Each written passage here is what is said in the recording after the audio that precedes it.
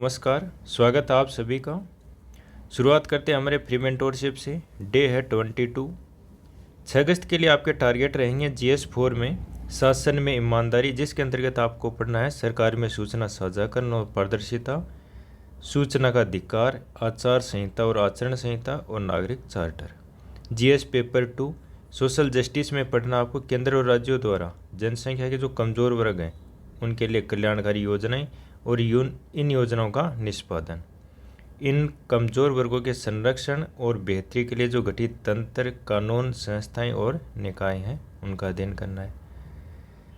आज की जो हमारी पहली न्यूज़ है वह है नाटो से संबंधित है। नॉर्थ अटलांटिक ट्रीटी ऑर्गेनाइजेशन, इसकी स्थापना हुई थी 4 अप्रैल 1949 को। मुख्यालय कहाँ पे? ब्रुसेल्स, बेल्जियम में।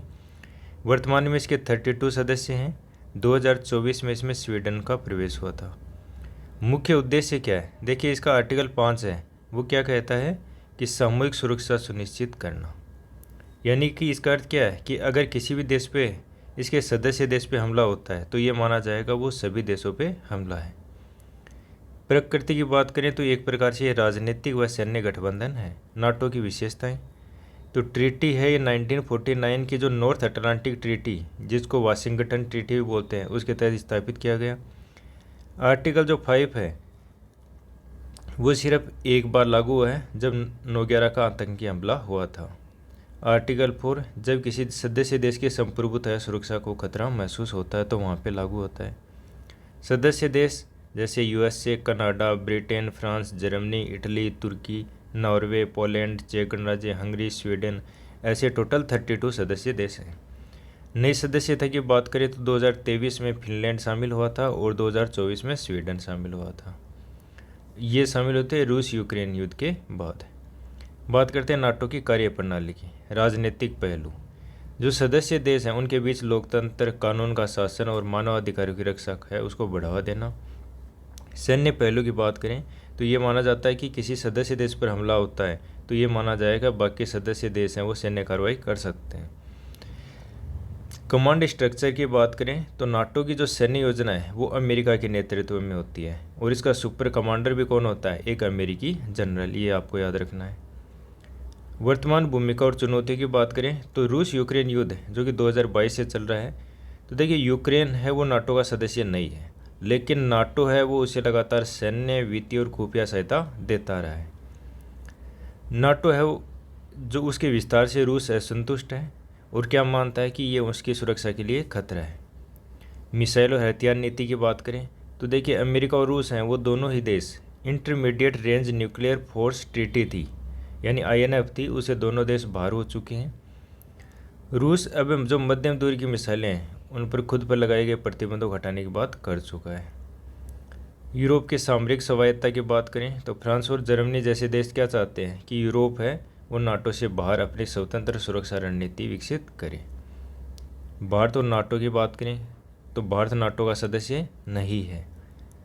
हालांकि भारत है वो नाटो द्वारा पार्टनर अक्रॉस द ग्लोबल मान्यता प्राप्त है और 2019 से भारत नाटो औपचारिक वार्ता प्रारंभ हुई है। विवाद क्या है कि भारत है वो नाटो की जो विस्तारवादी नीति और जो सैन्य गठबंधन आधारित विश्व व्यवस्था है उसका समर्थन नहीं करता है। बात करते हैं पोलियो उन्मूलन अभियान में व्याप्त जो समस्याएं हैं।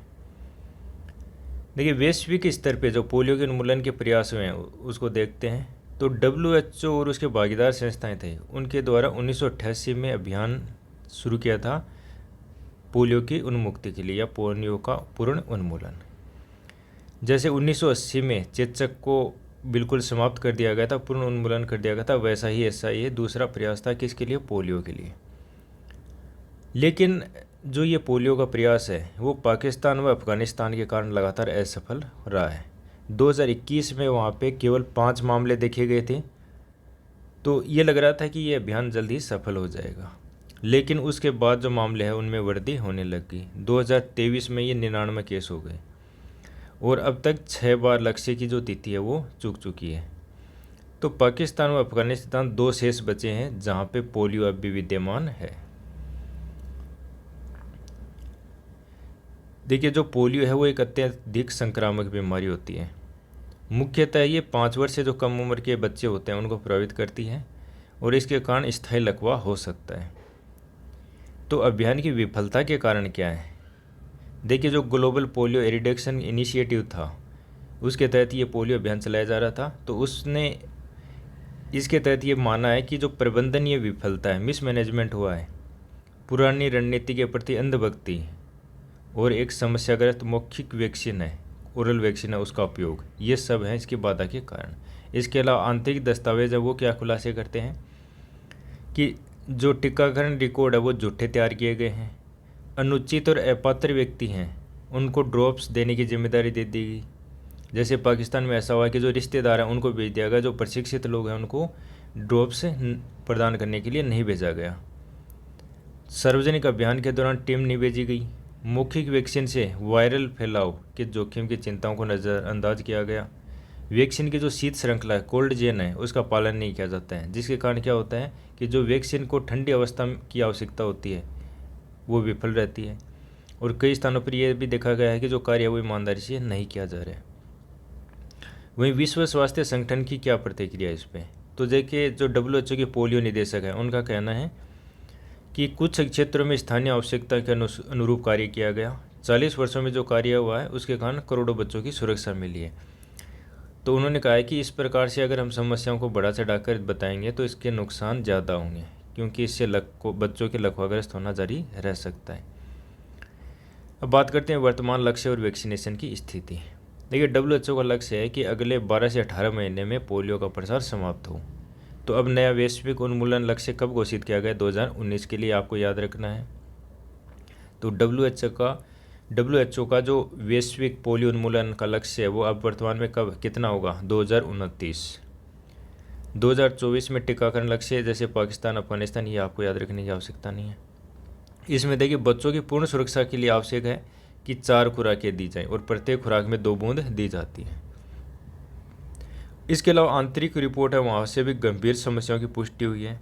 तो जो WHO की आंतरिक रिपोर्ट है 2017 से 23, उसमें भी कहा गया था कि जो टीकाकरण है उसमें रिकॉर्ड वो झूठे थे। अप्रशिक्षित जो कर्मी थे, प्रशिक्षित कर्मचारी थे, उनके जगह पर रिश्तेदारों को नियुक्त किया गया और वैक्सीनेशन है वो गलत तरीके से दी गई। तो ये इशूज़ हैं। बात करते हैं जो उत्तरकाशी है, वहाँ पे फ्लश फ्लड और डेब्रिस फ्लो की। तो ये क्वेश्चन आंसर फॉर्मेट में दिया गया है। तो जो धराली है उसमें बाढ़ और भूस्खलन जैसी घटनाएं हिमालय क्षेत्र में जलवायु परिवर्तन, अव्यवस्थित विकास और प्रशासनिक तैयारी की वास्तविकता को उजागर करती है। इन घटनाओं के कारण क्या है, प्रभाव क्या है और आपदा प्रबंधन की वर्तमान अक्षमता का मूल्यांकन करना है और इसके अलावा आप स्थायी समाधान प्रस्तुत करने हैं। तो देखिए, 6 अगस्त 2025 को यहाँ पे अचानक बाढ़ आ गई थी। तो इसके कारण क्या है? तो देखिए, पहला है कि संभावित क्लाउड बर्स्ट या फिर भारी वर्षा। तो वहाँ पे क्या है कि जो खीर गंगा नदी है उसका जल स्तर अचानक बढ़ गया था, जिससे मलबे की बाढ़ आ गई थी। हालांकि जो IMD है, भारतीय मौसम विभाग, उसका कहना है कि वहाँ पे तो वर्षा केवल 8 mm ही हुई है, यानी कि जो क्लाउड बर्स्ट है उसके मानकों के अनुसार कि 1 घंटे में कितनी वर्षा होनी चाहिए 100 mm, वो पूरा नहीं करती है।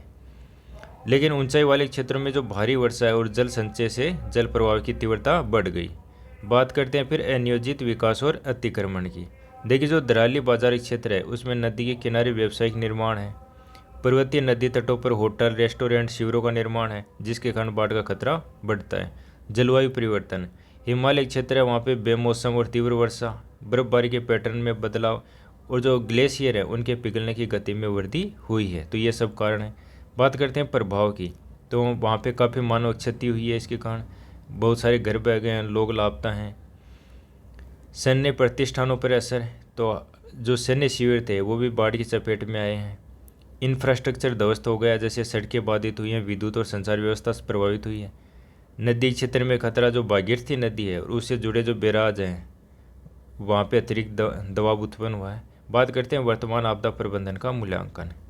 देखिए, प्रारंभिक चेतावनी प्रणाली, तो डेटा अपूर्ण और स्थानीय चेतावनी प्रणाली है वो काफ़ी कमज़ोर थी।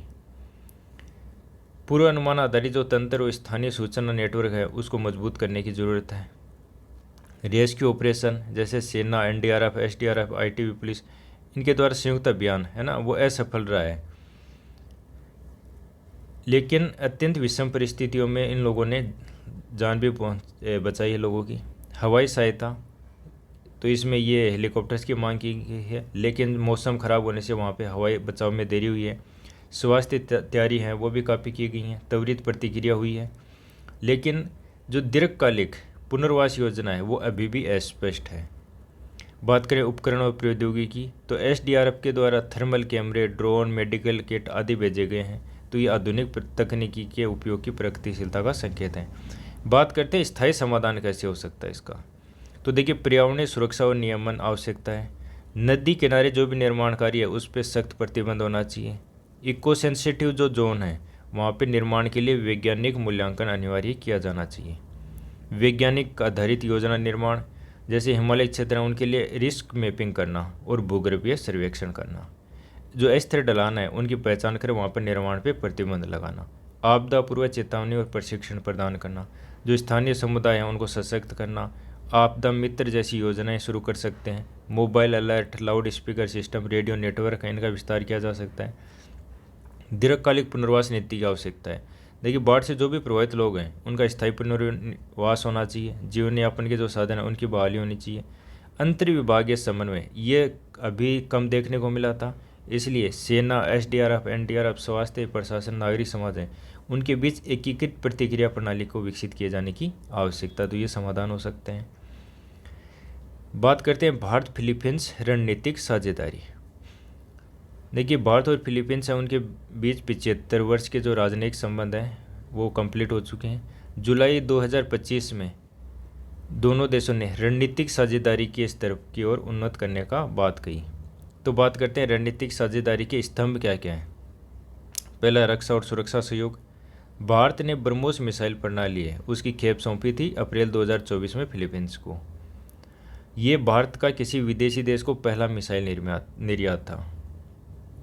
इसके अलावा दोनों देशों ने 2025 से 29 के लिए एक एक्शन प्लान ऑफ एक्शन जारी किया है, जिसमें रक्षा सहयोग, समुद्री सुरक्षा, सामरिक समन्वय इनको प्राथमिकता दी गई है। इसके अलावा ये भी कहा गया है कि जो सेनाएं हैं वहाँ पे सेवा से सेवा संवाद तंत्र, सर्विस टू सर्विस टॉक स्थापित किया जाएगा। समुद्री क्षेत्र में सहयोग की बात कही गई है। जैसे दक्षिण चीन सागर है वहाँ पर पहली बार संयुक्त नौसैनिक का अभ्यास किया गया। साझा समुद्री चुनौतियाँ, जैसे कि चीन की जो बढ़ती गतिविधियाँ हैं उनके मद्देनज़र सुरक्षा सहयोग को सुदृढ़ करने की बात कही गई है। मानवता सहायता, आपदा राहत, खोज और बचाव, इनमें सहयोग की बात कही गई है। आर्थिक और व्यापारिक संबंधों की बात करें तो देखिए दोनों के बीच जो द्विपक्षीय व्यापार है वो $3 अरब के से अधिक हो चुका है। और भारत और आसियान जो मुक्त व्यापार समझौता है उसकी समीक्षा पर भी सहमति हुई है। दोनों देश फ्री ट्रेड जो पीटीए, प्रीफरेंशियल ट्रेड एग्रीमेंट है, उसकी वार्ता शुरू करने का निर्णय लिया है। तो इसका मतलब है कि जो फिलीपींस है उसके साथ वर्तमान में एफटीए, फ्री ट्रेड एग्रीमेंट नहीं है। कनेक्टिविटी और पर्यटन की बात करें तो 1 अक्टूबर 2025 से दिल्ली मनीला डायरेक्ट फ्लाइट शुरू होने वाली है। भारतीय जो पर्यटक हैं उनको वीज़ा मुक्त प्रवेश की बात कही गई है। तो फिलीपींस जो नागरिक हैं उनको भारत के लिए निःशुल्क ई वीज़ा भी प्रदान करने की घोषणा की गई है। बात करते हैं अंतरिक्ष और तकनीकी सहयोग। तो अंतरिक्ष के शांतिपूर्ण उपयोग के लिए सहयोग समझौता की बात हुई है। तकनीकी हस्तांतरण और रक्षा उत्पादन में संभावनाएं हैं। अब बात करते हैं जो भारत फिलीपींस संबंध है उनमें भू राजनीतिक महत्व क्या है। देखिए दोनों देशों के बीच हिंद प्रशांत में स्थायित्व के लिए महत्वपूर्ण है। भारत और फिलीपींस का सहयोग किस पे है, रूल बेस्ड ऑर्डर और समुद्री स्वतंत्रता। चीन के दबाव को संतुलित करना। तो दक्षिण चीन सागर है वहाँ पे चीन की आक्रामकता के विरुद्ध रणनीतिक साझेदारी एक महत्वपूर्ण विकल्प है। एक्ट ईस्ट पॉलिसी है भारत की, उसमें जो फिलीपींस है वो महत्वपूर्ण है। रक्षा निर्यात की बात करें तो जो ब्रह्मोस का सौदा हुआ है वो भारत की रक्षा कूटनीति और आत्मनिर्भरता के लिए महत्वपूर्ण है। भविष्य की संभावनाएं क्या हैं, तो साझा रक्षा उत्पादन और टेक्नोलॉजी ट्रांसफ़र को बढ़ावा देना, साइबर सुरक्षा, ब्लू इकोनॉमी, डिजिटल गवर्नेंस, इनमें सहयोग कर सकते हैं। नौसेनाओं में इंटरऑपरेटिबिलिटी, कोस्ट गार्ड सहयोग और साझा प्रशिक्षण ये किया जा सकता है। आसियान क्षेत्र है वहाँ पर भारतीय प्रभाव का विस्तार किया जा सकता है। अब बात करते हैं प्रमुख चुनौतियों की। चीन का दबाव। देखिए फिलीपींस है उसकी विदेश नीति में चीन का काफ़ी महत्वपूर्ण प्रभाव है। विशेषकर रणनीतिक प्रभाव। वहाँ पे संरचनात्मक बाधाएं भी हैं। व्यापार और रक्षा निर्यात में प्रक्रियात्मक विलंब देखा गया है। स्थायी संस्थागत तंत्र है उसकी भी आवश्यकता है ताकि सहयोग को टिकाऊ बनाए जा सके। बात करते हैं मनरेगा पर नीति आयोग द्वारा नई मूल्यांकन रिपोर्ट। देखिए, जो मनरेगा योजना है वो 2005 में शुरू की गई थी एक एक्ट के माध्यम से, मनरेगा एक्ट के। तो ये क्या है? कानून आधारित कल्याणकारी योजना है जिसमें ग्रामीणों में जो अनस्किल्ड लोग हैं उनको कम से कम 100 दिन का वेतन युक्त रोजगार दिया जाता है। ये गारंटी होती है इसके अंतर्गत। और ये क्या एक मांग आधारित योजना है, यानी डिमांड पे आधारित है, और सामाजिक सुरक्षा के लिए एक महत्वपूर्ण कदम। तो नीति आयोग की जो नई मूल्यांकन है उसमें क्या कहा गया है? इसका उद्देश्य क्या है कि योजना है उसकी प्रभावशीलता कितनी है, दक्षता, सततता और ग्रामीण अर्थव्यवस्था में उसका क्या योगदान है, उसका मापन। जो वित्त मंत्रालय के अधीन जो व्यय वित्त समिति है उससे योजना के लिए 2029-30 तक निरंतरता के लिए कितने लाख की 5.23 लाख करोड़ की मांग की गई है। तो ये अवधि है, ये 16वां जो वित्त आयोग चक्र है उसके साथ मेल खाती है। अब अन्य मूल्यांकन जो चल रहे हैं उसकी बात करते हैं। तो आंतरिक लेखा परीक्षा, रिस्क बेस्ड इंटरनल ऑडिट, तो इसकी शुरुआत हुई थी 2013-14 में। अभी तक लगभग 30 राज्य यूटी हैं वो इसको 225 जिलों में पूर्ण कर चुके हैं। तो जो मनरेगा उसमें आंतरिक लेखा परीक्षा भी होती है। इसके अलावा एक अमरजीत सिन्हा समिति भी गठित हुई थी। देखिए, जब मेंस का आंसर राइटिंग कर रहे हो तो ये चीज़ें आपके लिए काफ़ी महत्वपूर्ण हो जाती हैं। तो अमरजीत सिन्हा समिति थी, इसने राज्यों में व्यय, मांग, गवर्नेंस से जुड़ी जो विविधता थी उसका अध्ययन किया था। वित्त मंत्रालय की नीति क्या है? तो मार्च 2026 के बाद कोई भी जो केंद्र प्रायोजित या केंद्रीय क्षेत्र की योजना होगी उसका अगर तृतीय पक्ष मूल्यांकन नहीं होता है उसके बिना उस योजना को जारी नहीं रखा जाएगा। तो ये वित्त मंत्रालय की नीति है 2026 के बाद। तो इस घटनाक्रम का इम्पोर्टेंस क्या है? देखिए, मूल्यांकन का उद्देश्य की बात करें तो इसमें है कि एविडेंस बेस्ड पॉलिसी मेकिंग करना, पॉलिसी एक्सपेंडिचर है उसकी दक्षता को बढ़ावा देना, एफिशिएंसी को बढ़ावा देना, जो भी भ्रष्टाचार हो रहा है, लीक है, अनियमितता, उनकी पहचान करना और योजना में सुधार हेतु सिफारिशें देना। तो जो EFC है उसकी भूमिका और औपचारिकता की बात करें तो ये जो EFC योजना उसका पुनर्नवीकरण से पहले लागत लाभ मूल्यांकन करना है। तो हालांकि जो मनरेगा है वो कानून द्वारा संरक्षित है, फिर भी अगर वित्तीय अनुशासन है उसके तहत औपचारिक मंजूरी की आवश्यकता है।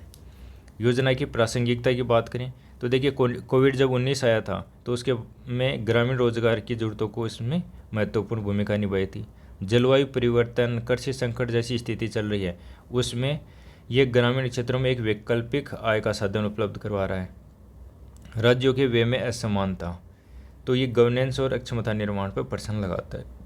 बात करते हैं संभावित सुधार और नीति सिफारिशें।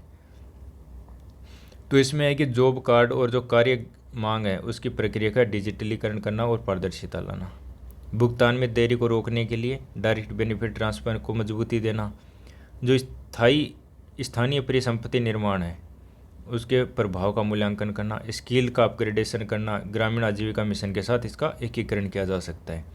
तो UPSC GS के लिए इसमें आप आंसर राइटिंग कर सकते हैं। 2 आंसर ये क्वेश्चन दिए गए हैं। GS पेपर 2 जिसमें गवर्नेंस वेलफेयर स्कीम, और GS पेपर 3 इंक्लूसिव जो डेवलपमेंट एम्प्लॉयमेंट है उससे जुड़ा हुआ है। तो पहला है कि जो मनरेगा है उसमें कौन कौन से गवर्नेंस और इंटर स्टेट इम्प्लीमेंटेशन चैलेंज है वो कौन से हैं, जो कि हाल ही में नीति आयोग और अन्य के द्वारा जो मूल्यांकन किया गया उसके आधार पर बताना है। और सेकेंड है कि मनरेगा है वो लाइफ लाइन है जो रूरल एरिया है वहाँ पे, स्पेशली इन पोस्ट पेंडेमिक। तो हमें इसमें क्रिटिकली एनालाइज करना है इसकी भूमिका और इसके रिफॉर्म के लिए हमको सुझाव देने हैं जो कि ऑडिट और इवैल्यूएशन के आधार पे हैं। अब है एक डिफेंस एक्विजिशन काउंसिल DAC, तो इसकी स्थापना हुई थी 2001 में। इसका कार्य क्या है? तो ये रक्षा मंत्रालय के अंतर्गत है, जो प्रमुख नीति निर्माण निकाय हैं। ये रक्षा मंत्रालय के अंतर्गत एक प्रमुख नीति निर्धारण निकाय है जो सशस्त्र बलों के लिए क्या करता है? पूंजीगत अधिग्रहण है, यानी कैपिटल एक्विजिशन से संबंधित प्रस्तावों को मंजूरी देता है। इसकी अध्यक्षता करते हैं रक्षा मंत्री। बात करते हैं भारत सरकार द्वारा नवीकरणीय ऊर्जा परियोजनाओं के लिए केंद्रीय मूल्य निर्धारण प्रणाली है उसकी समाप्ति की। देखिए फरवरी 2024 में सरकार ने 2 केंद्रीय पूल बनाए थे। पहला था कि सौर ऊर्जा केंद्रीय पूल और दूसरा सौर पवन हाइब्रिड केंद्रीय पूल। ये 2 पूल निर्धारित किए गए थे। उद्देश्य क्या था कि 3 वर्षों के लिए दरों का मानकीकरण करना। तो ये क्या था कि एक यूनिफॉर्म रिन्यूएबल एनर्जी टैरिफ प्रणाली का हिस्सा था। तो इसका उद्देश्य क्या था, ये URET है, इसका उद्देश्य क्या था, इस व्यवस्था के अंतर्गत ऊर्जा जो खरीदार हैं उनको मूल्य में अस्थिरता से सुरक्षा प्रदान करना था। क्योंकि जो चीज़ें अभी नई घटित हो रही हैं उनमें ऐसा हो सकता है कि मूल्य में बहुत ज़्यादा अस्थिरता हो, तो इसीलिए यूनिफॉर्म रिन्यूएबल एनर्जी टैरिफ की घोषणा की गई थी। तो सभी विक्रेता और परियोजना निर्माता हैं उनके लिए एकीकृत दरें तय होती है अगर ये लागू होता, लेकिन बहुत सारी समस्याएं थी जिसके कारण इस व्यवस्था को हटा दिया गया है। देखिए जो परियोजना डेवलपर्स हैं और सरकारी नवीकरणीय ऊर्जा एजेंसियां हैं उन्होंने बहुत सारी चिंताएं जारी की थी। उनका मानना था कि जो खरीदार हैं वो भविष्य की दरों को लेकर अनिश्चितता के कारण जो ऊर्जा खरीद समझौते हैं उन पर हस्ताक्षर करने से हिचक रहे हैं, और 3 साल के लिए दरें स्थिर रखने से बहुत सारी व्यवहारिक जटिलताएं और जोखिम थे जिसके कारण इसको ख़त्म कर दिया गया। तो आज का डिस्कशन यहीं ख़त्म होता है। Thank you.